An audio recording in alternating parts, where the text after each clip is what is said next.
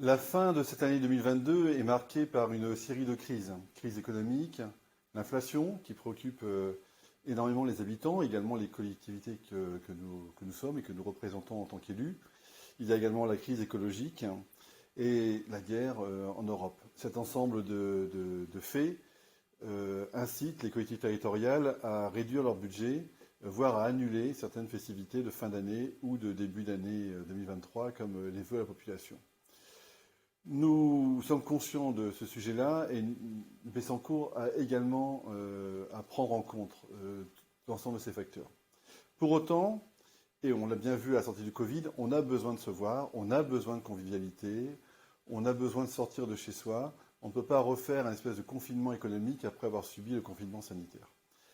Et donc on vous propose de faire un week-end festif, le 9, 10 et 11 décembre, qui va regrouper l'ensemble des manifestations qu'on fait traditionnellement, c'est-à-dire le marché de Noël, c'est-à-dire les vœux de début d'année, c'est-à-dire aussi la distribution des colis de fin d'année à nos seniors, des manifestations pour les enfants, enfin tout ce qu'on fait d'habitude entre décembre et janvier, on va le regrouper sur un seul week-end, au centre-bourg, qui sera piétonnisé pour l'occasion, avec différents événements. Il y aura un événement qui commencera par une rencontre avec les élus. On vous présentera les métamorphoses à venir dans la ville de Bessancourt, notamment au quartier de la Gare, la fin de l'écoquartier, la transformation des brosses émalées, et puis également sur le centre-bourg, les travaux qui vont s'opérer dans le cadre de notre projet Renaissance du centre-bourg.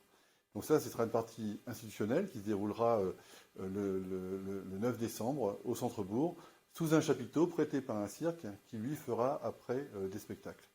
Et pendant ce week-end, il y aura le traditionnel marché de Noël, il y aura des manifestations pour les enfants, il y aura également une ferme pédagogique.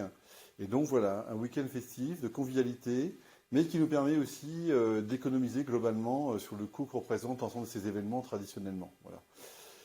Donc c'est important, et c'est important pour nous, c'est un marqueur important parce que la transition écologique est au cœur du projet de Bessancourt, et on voit bien que c'est important de rendre l'espace aux piétons, aux cyclistes, à la nature, et c'est le projet de Centre-Bourg, c'est le projet de piétonisation du Centre-Bourg, et donc à compter du 9 décembre, le Centre-Bourg deviendra piéton. Donc il y a des modalités de circulation qui vont vous être transmises sous peu, sous forme de flyers, de communication de la commune.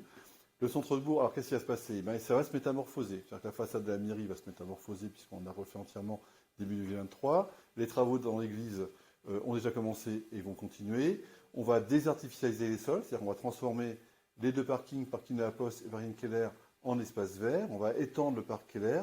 Et voilà, et ce process commence à compter de ce week-end du 9, 10 et 11 décembre. Et ce week-end, on l'a appelé les métamorphoses joyeuses.